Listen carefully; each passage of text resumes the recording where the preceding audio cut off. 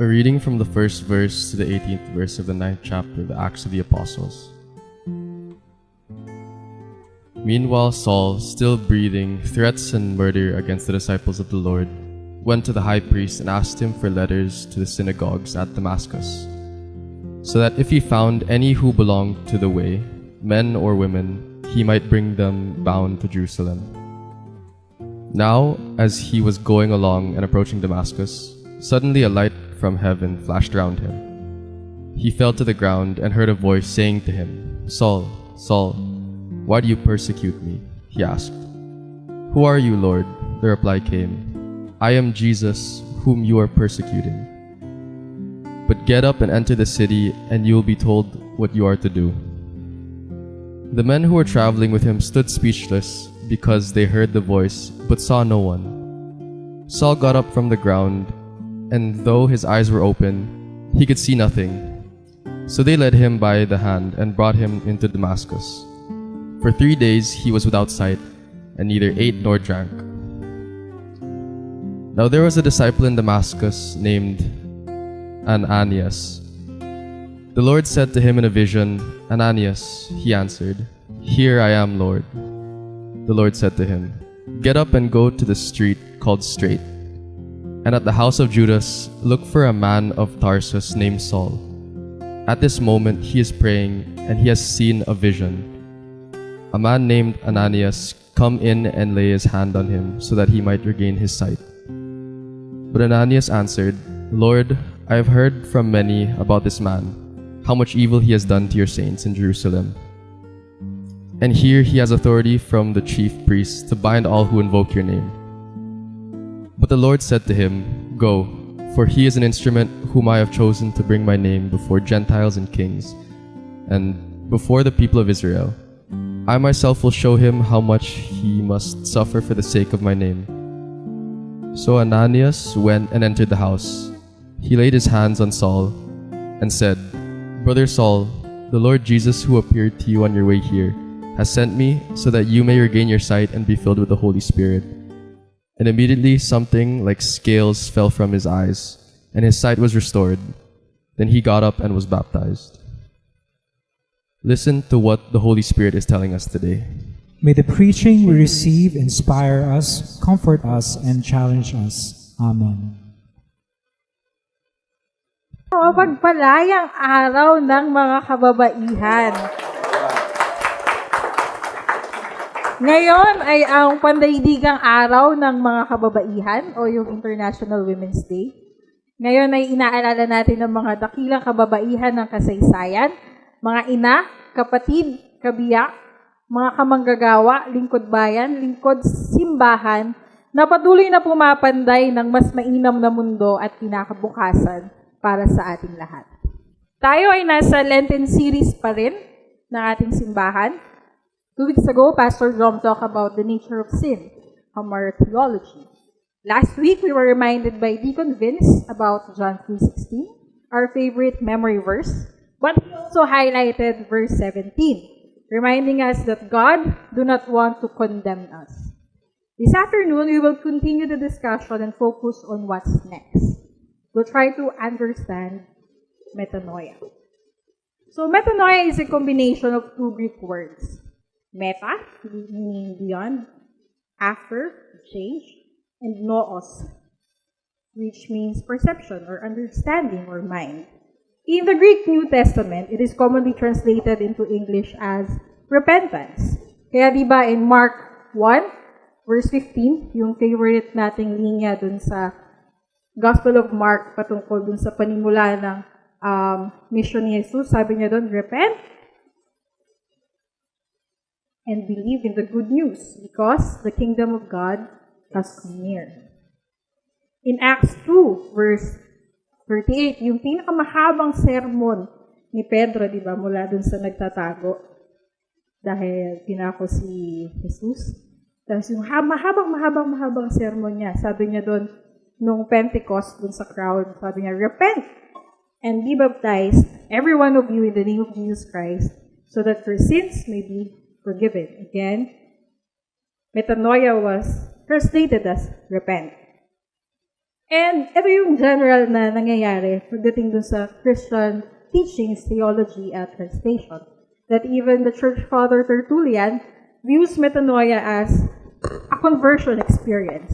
Generally, a change from the old ways to a new and better life. The text we read earlier did not mention the word repent, but its essence is clearly written in between the lines.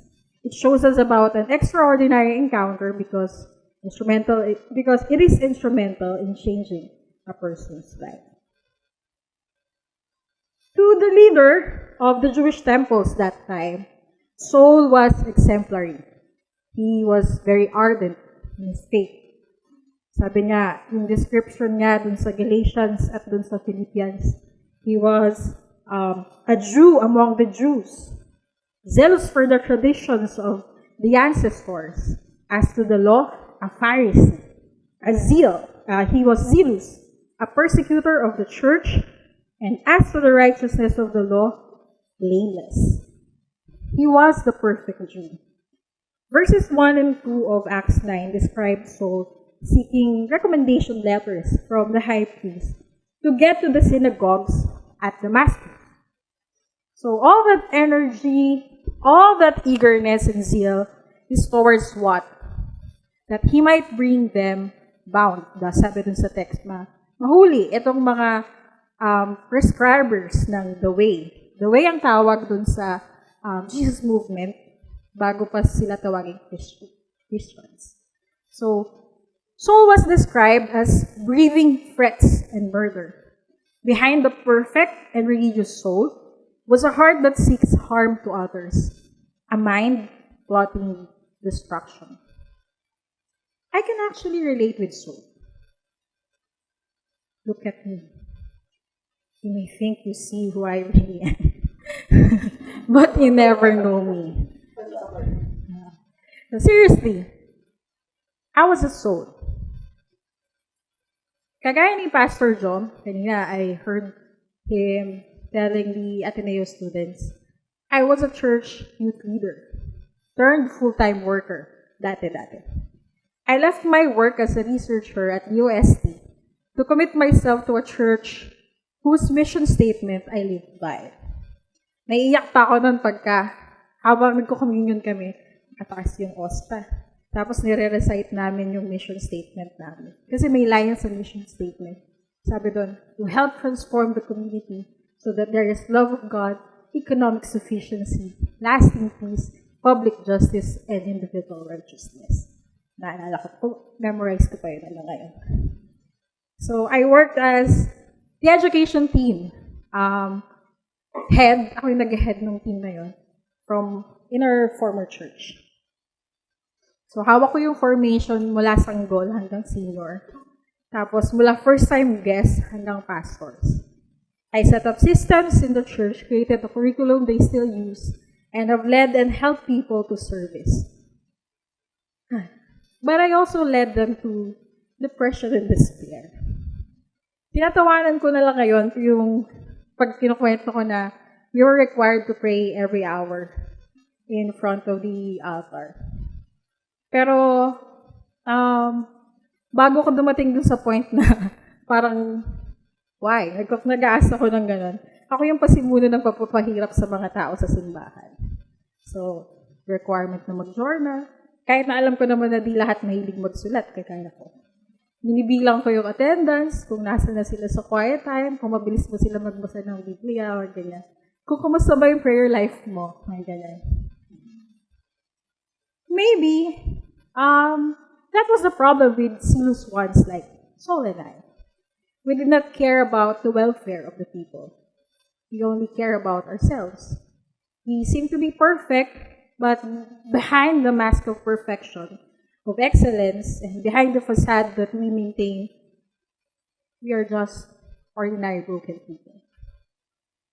Remember that in the parable of the lost son, in Luke 15, the one ending up lost was the righteous brother who stayed with his father. He ended up outside their home in the end of the story. Verses 3 to 9 describe a disorienting encounter between Saul and God.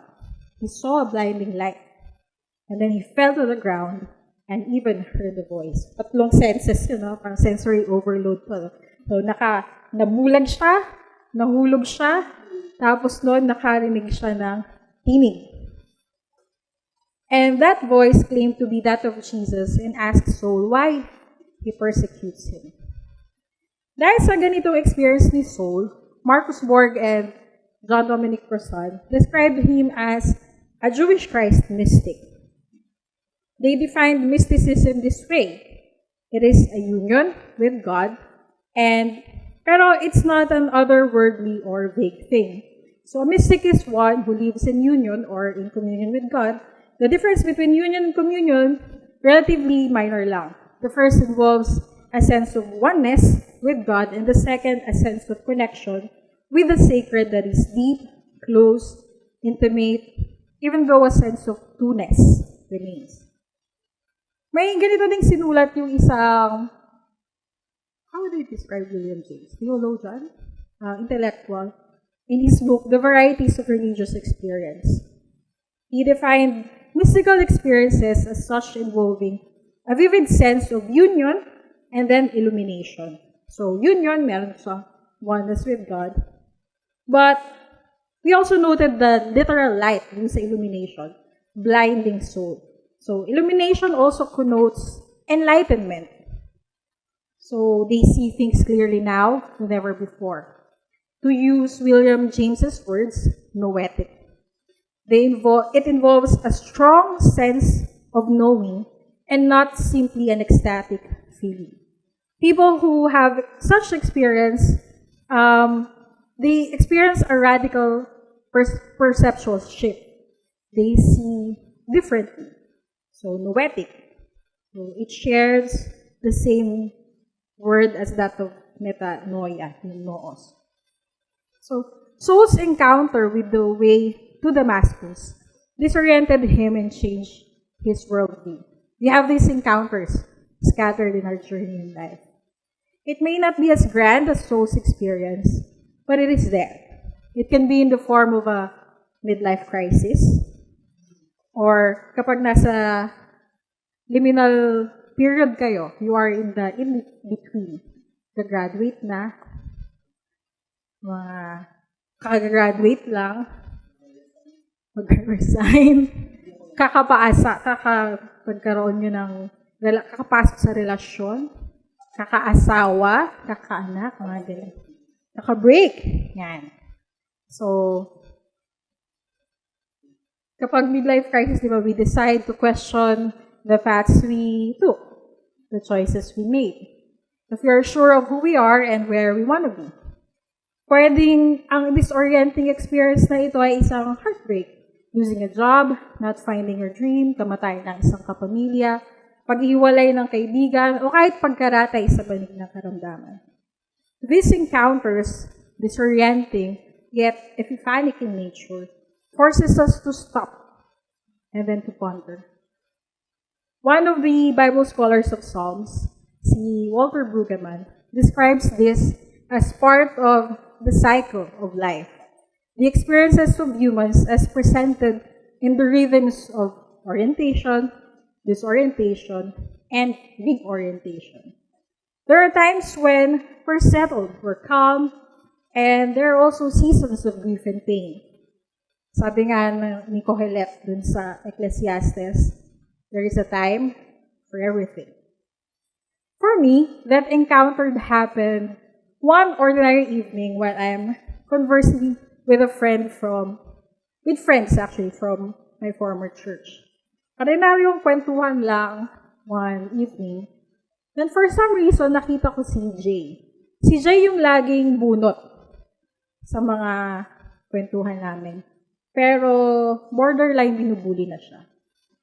I am ashamed to say na isa ako sa bullies. Yeah.